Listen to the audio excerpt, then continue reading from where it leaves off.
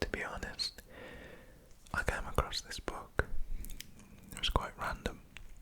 I just bought a bunch of different books. I have quite a few on my shelf, so I tossed a coin and there's 3 different books. Tossed it twice and we ended up with this one tonight, so yeah, interesting.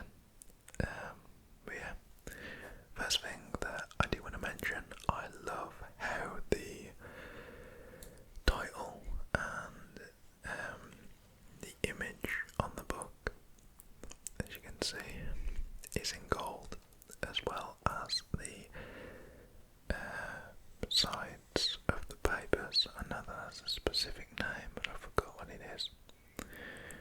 So yeah, I hope you enjoy, hope you can relax along. We have some coffee to burn us away whilst we're reading this. So this video might be longer than usual, maybe around 40 minutes, maybe longer. But yeah, I'm going to aim to get a few parts of the book down and then pick up in like part 2 and hopefully do a book as like a series. So we do this book first, then we move on. I also have to go back and do the Bible, so yeah, we have a lot to get through, but let's finish this book first and we need to start. So here we have the coffee.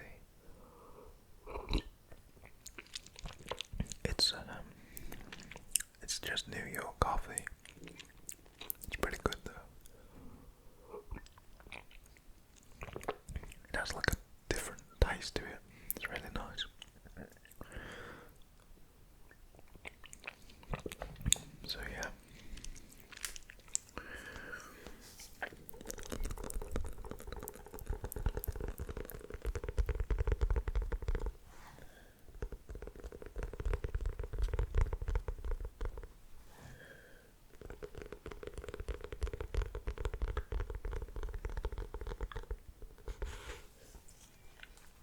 So starting off at the back of the book, we have, and as well, make sure that you get comfortable. You don't need to watch this video if you're not. It'll kind of be a waste of your time. Just make sure you're comfortable. I was originally gonna do this video lying down. It probably would have ended more comfortably, and maybe I will in part 2 or throughout the video. But starting off, we have the Egyptian Book of the Dead. May no lies be spoken against me in the presence of God, from a prayer, from the weighing of the heart of the dead. Mysterious, powerful and moving, the Egyptian Book of the Dead is one of the oldest and most influential texts in all of history. It is made up of a combination of prayers, spells, speeches that the ancient Egyptians buried with their bodies. Interesting. Intended to aid the deceased on their journey into the afterlife. I've heard different cultures around the world will believe in different afterlives, depending on the religion and stuff, and I've heard that there is many. You have like the ferryman from I think that's more Nordic, maybe, or yeah. So there's afterlife. You have like the ferryman. You have to pay him like a tax on your travels. Who knows if any of that's true for that, but yeah, many other different ones. So this edition of the Egyptian Book of the Dead contains images from the exquisite Book of the Dead, an ancient Egyptian scroll, meticulously inscribed with hieroglyphics and illustrations of the rituals of the afterlife. The papyrus is shown alongside the translation by acclaimed Egyptologists.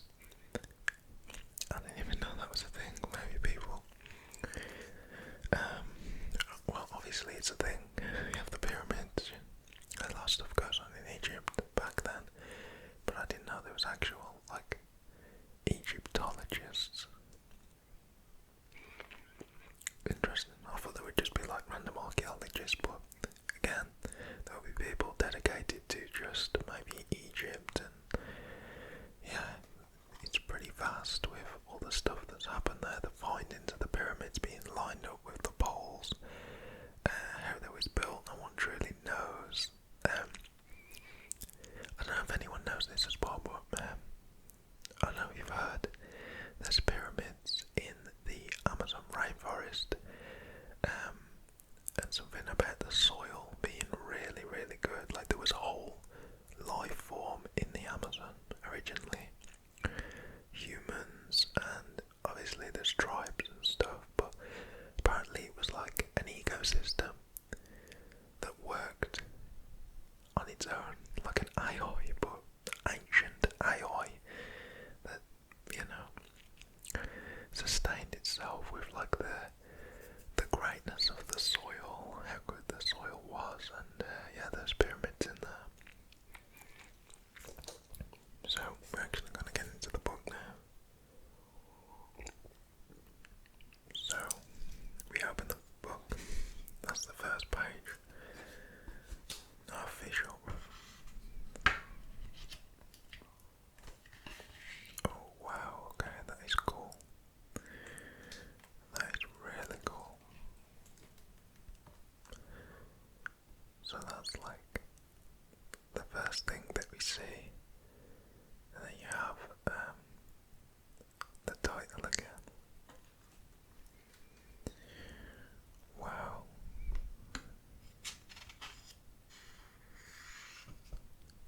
Okay. So we have the contents, and there is overall 21. No, I think there's up until the end notes. There's 27. No, 37 plates. So I guess each different part of the book, and then that's it really. Okay. I love the imagery as well with this book. It's making me not want to damage it in any way. Okay. Starting out. Introduction. To set the Egyptian Book of the Dead in its wider context, we need you to remember the civilization of ancient Egypt.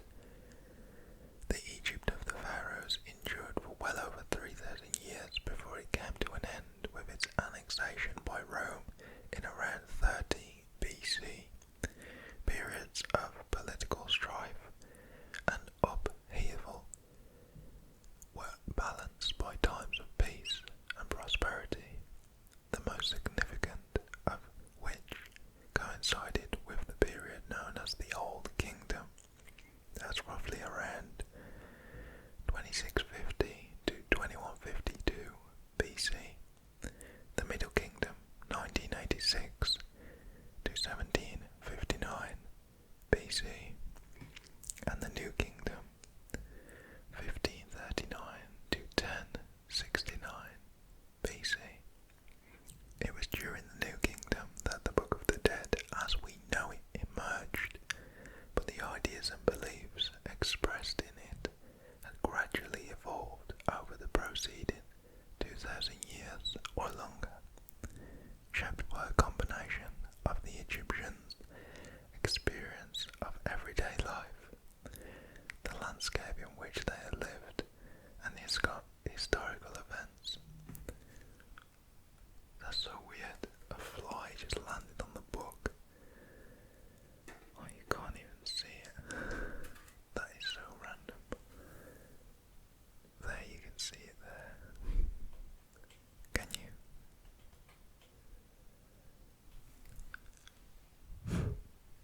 Weird. Maybe that's like an Egyptian god or something. Oh well.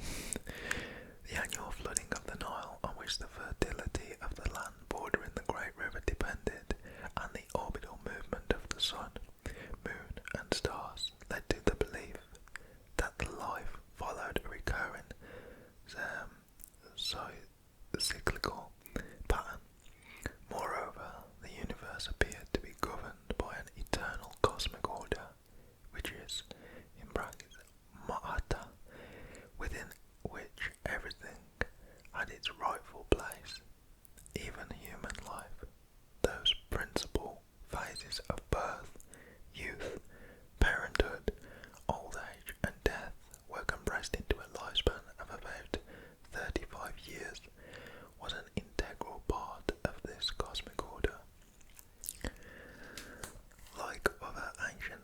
civilizations, the Egyptians expressed their beliefs through myths in which the exploits of the gods personified both visible phenomena and the invisible forces that drove the cyclical, yeah, I always get mixed up on that, patterns governing the universe. The myths and the religion they inspired underwent a considerable evolution in the millennia prior to the emergence of the Book of the Dead, influenced partly by shifts in the regional power and partly by the priests who attended the temples and culture centres in cities up and down the Nile. Okay, we're going to understand, yeah, like, even though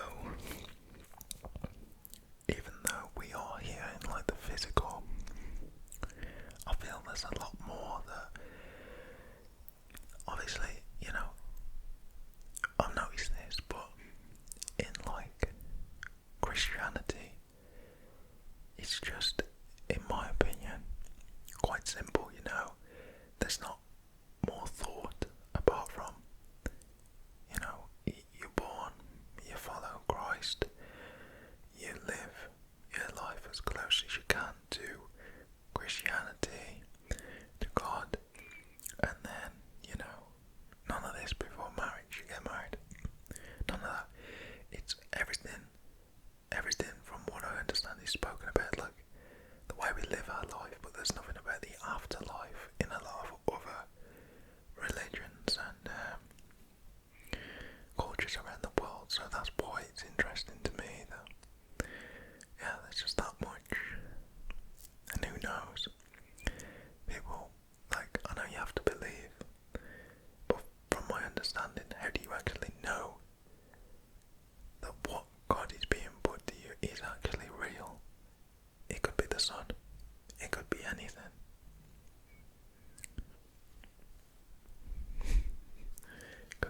It could be nature. However, two elements remain constant: the prominence of the various gods associated with the sun. So we have, for example, Ra, Horus, and Aten, and the central role of the king or pharaoh. The latter made offerings to the gods on behalf of his subjects, and the gods reciprocated by giving life to the pharaoh and his people. According to the Book of the Dead, a similar reciprocal arrangement was believed to sustain the life of the deceased after his or her entombment. Of the many myths left behind by the ancient Egypts, there is one that is particularly relevant for the Book of the Dead, the myth of Osiris. The full myth is quite lengthy, but its principal elements are as follows. The sky's goddess, Nut, and the earth's god, Geb, had 4 children. Okay, so we have Nut, Geb, 2 sons, Osiris and Set, and 2 daughters, Iris and Nethemsis. The brothers there's a typo. The brothers married their sisters. Osiris named Iris, and Set named Nethemsis, and Osiris, as firstborn son, succeeded his father to the throne of Egypt. He ruled the primitive Egyptians with kindness and educated them, thus laying the foundations of the great civilization they were to become. So Set grew jealousy of Osiris and murdered him, dismembered his brother's body, scattered the pieces across Egypt, and seated himself on the throne. Isis, with the help of her sister Nethemsis, and the gods Anubis and Thoth, located the piece of their husband, gathered them together, and mummified his body, thus restoring him to life. Rather than return to earth, however, Osiris became the eternal ruler of the realm of the afterlife, the netherworld,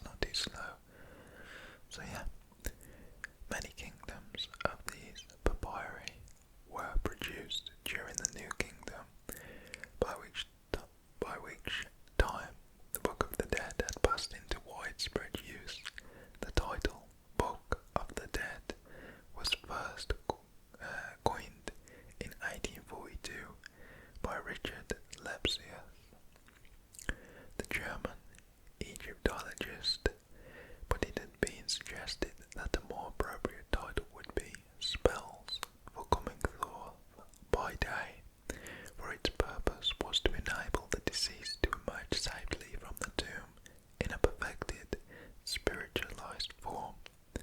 Nowadays, the term Book of the Dead usually refers to an entire corpus of almost 2,000 chapters and spells from which a selection was made for inclusion in individual papyri.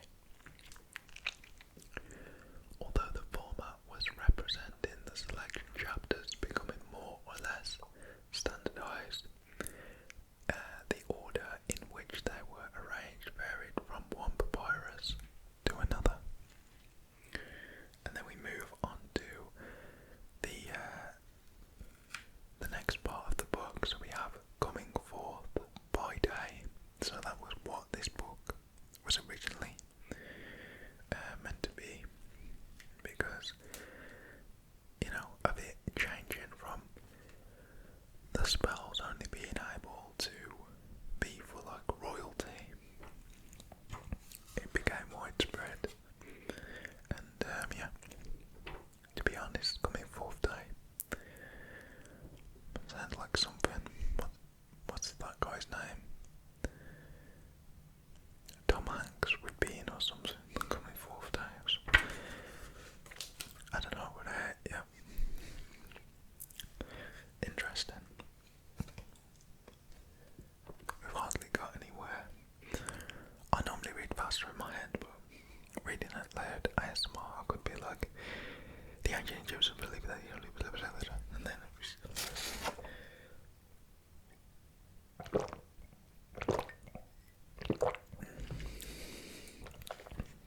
so yeah. Coming Forth Day. The ancient Egyptians believed that the individual human being was a compound of several elements.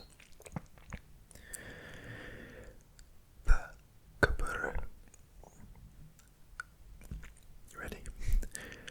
The Kabur, meaning modes of manifestations of human existence, which disintegrated at the death. The elements included the physical body, Khat, the heart, Ib, believed to be a set of the mind or intelligence, the name Ren, which constituted the individuality of the deceased and was thus essential for his or hers continued existence, extended existence in the afterlife. The shadow Shud which was also related to the individuality of the deceased, but was able to separate itself from the body and enjoy independent freedom or movement. Okay, so like spirit, the life force of spirit, Ka, which remained in the tomb with the body or of the deceased and was nourished with a constant supply of offerings. The solar spirit, Ba, depicted in vignettes as a small bird with a human. That's why I keep seeing really small birds.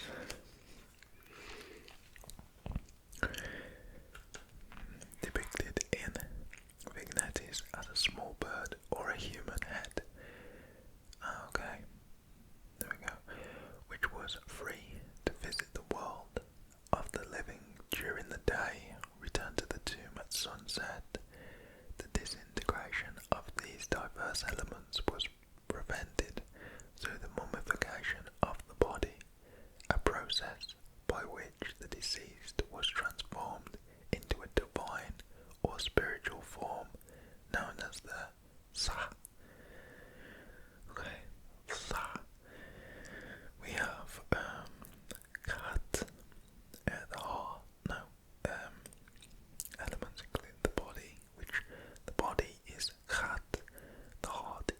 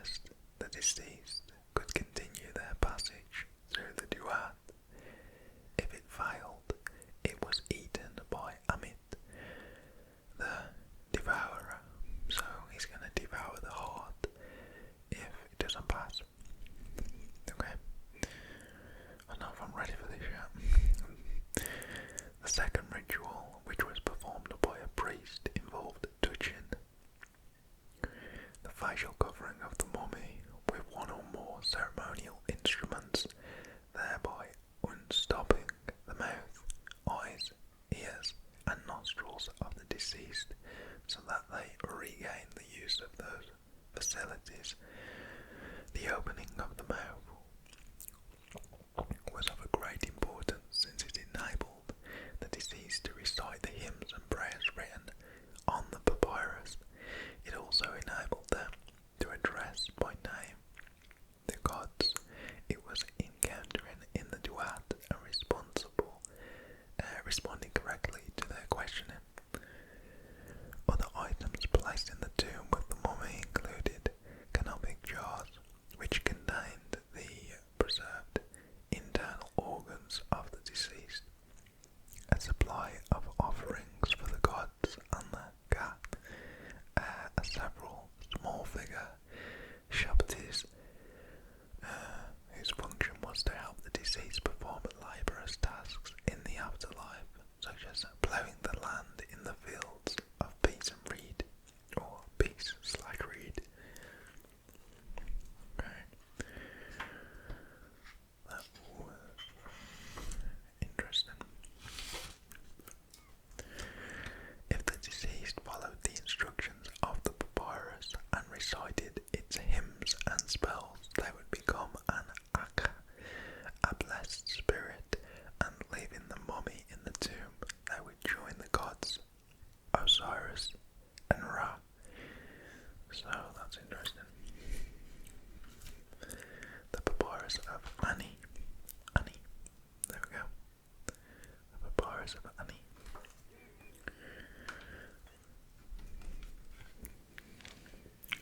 This is really, really interesting. We start to get onto plates in a minute. I think, yeah, plate 1, we're on plate 1. Yeah. Okay, this is cool.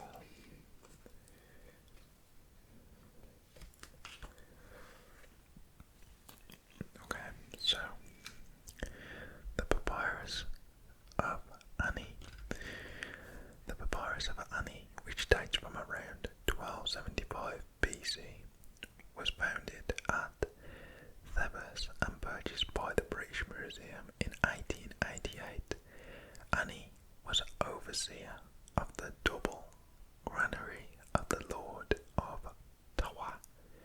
It's spelled weird. It's a Tiwer, and his wife Thothu or Dudu was a chantress in the temple of Amun. His papyrus is one of the longest known manuscripts of the Book of the Dead, measuring 23.5 meters or 77 feet in length, and continues over 60 chapters of spells. Many of these chapters are illustrated within richly coloured vignettes depicting the various stages of Annie's journey through the duat towards paradisal fields of reeds. Okay, there we go. The majority of the written texts in black ink, while red ink is used for chapter headings of the instructions, rubrics to be followed by the deceased. The papyrus begins with Ani, accompanied by his wife, offering praise to the sun god Ra and to Osiris, lord and ruler of the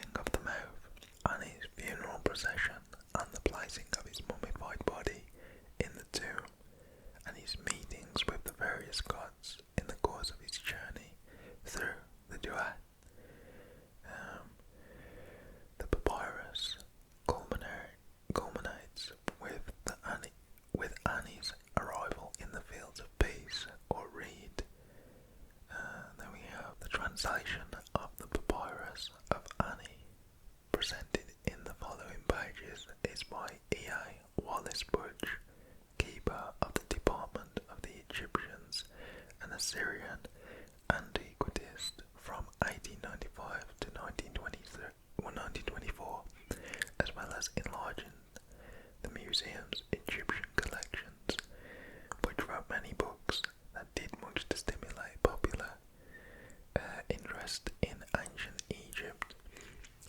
His translation of the Papyrus of Ani, which was published under the title The Egyptian Book of the Dead, including many variety chapters from the manuscript and numerous appendices, all of which have been omitted in this edition. He also inserted copious footnotes, some of which have been retained in shortened form alongside a few new ones. John Baldock. Okay, so he was an antiquitist. Okay, very interesting. So now we're on to, we have some of the, sorry, we're on to plate 1, as you can see, plate 1. Let's get real close. Okay. Very interesting. Very, very, very, very cool. Plate 1. The scribe Ani, standing with hand raised in adoration before a table of offerings consisting of hunches of beef, loaves of bread and cakes, vases of wine and oil, fruits, lotus and other flowers. He wears a fringed white and saffron-coloured linen garment and has a wig. Necklace and bracelets. Behind him stands his wife, Osiris, the lady of the house, the lady of the choir of Amun, Thothu, similarly robed and holding sistrum and a branch in her right hand, and Manat in her left. So I can see that from the picture. Okay, so a few different ritual things for the gods, I guess. Helps. Oh yeah, these hieroglyphics. I think they've written them down and backwards, I think. Or did it go? Or was it like that? Or was it like that? Or was it like that? I don't know, I know it was up and down.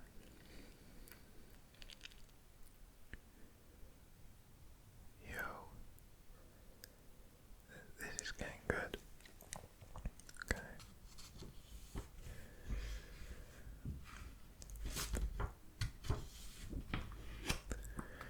So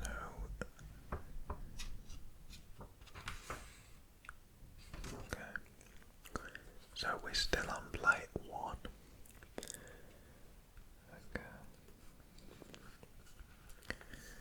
This one, we're still on plate 1. A hymn of praise to Ra when he writheth in the eastern part of heaven.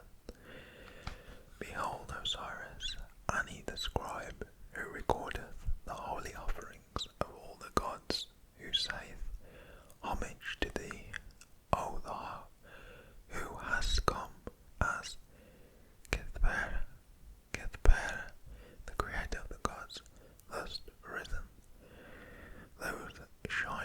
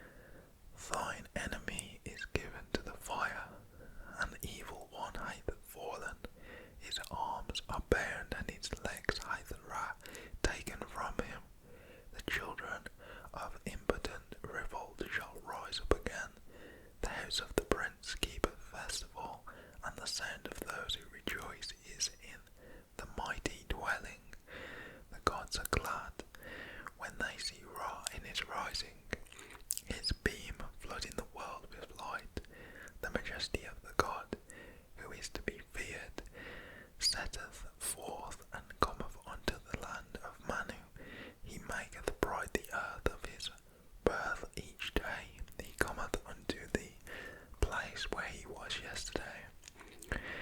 O mayest thou be in peace with me, may I behold thy beauties, may I advance upon the earth, may I smite the ass, may I crush the evil one, may I destroy the Abeb in his honour, may I see the Abdu of fish at the time of his creation, and the antfish of in his creation, and the ant boat in its lake. May I see Horus in change of the ruder, with throat and mouth beside him. May I gasp and bows of the Seket, and the stern of the boat. May he grant unto the car of Osiris Ani to behold the disk of the sun, and to see the moon god without ceasing, each and every day, and may my soul come forth and walk hither and thither and whithersoever in pleasure. May my name be proclaimed when he found upon the board of the tables of thy offsprings. May offerings be made upon me in my presence, even as they are made unto the followers of Horus. May they be prepared for me to seat in the boat of the sun on the day of the going forth of the gods, and may I received into the presence of Osiris in the land of triumphs. Okay. And then we have some more imagery, as you can see. I was getting a little bit carried away then. I didn't know whether to speed up or slow down. It just made sense if I sped up a little bit. Okay. So that's a hymn of praise to Ra when written in the east part of heaven. Interesting.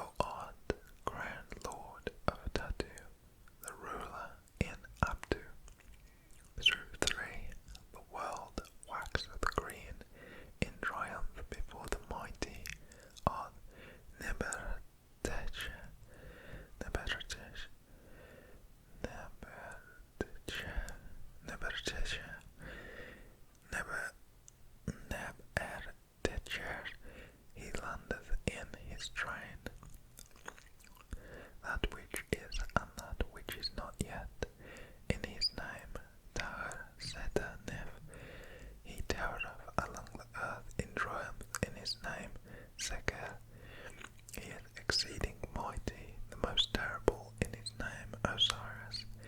He endureth for over and forever in his name Never. Homage to thee, King of kings, Lord of lords, Prince of princes, who from womb of Nut hast possessed the world and hast ruled all the land and Akkad. Thy body is of gold, thy head is of azure, an emerald light encircleth thee, O An, of millions of years, all pervading with thy body, and beautiful in continence, in desert. Grant thou to the Ka of Osiris, the scribe Ani, splendor in heaven, and mighty upon earth, and triumph in Nethergert,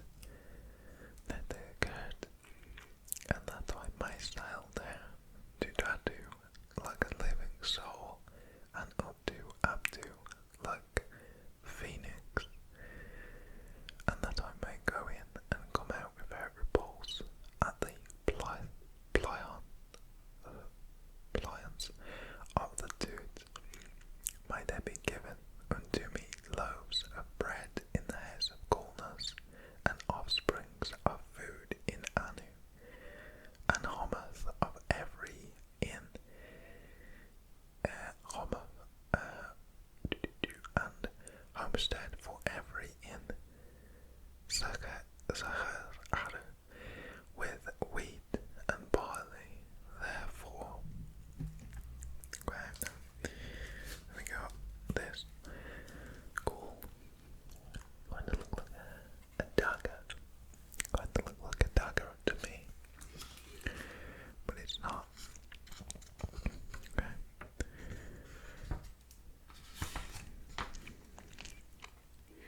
We're now on to plate 3.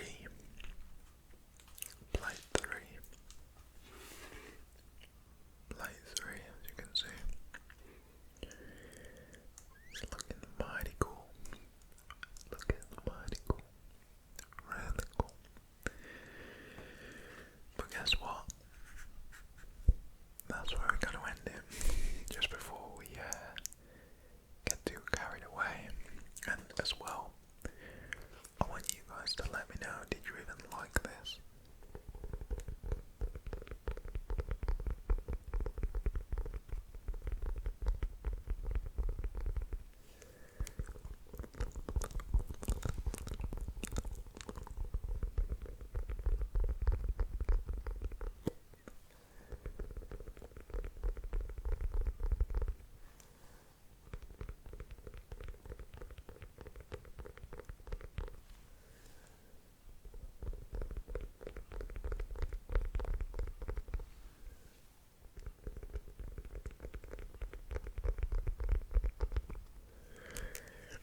So yeah, my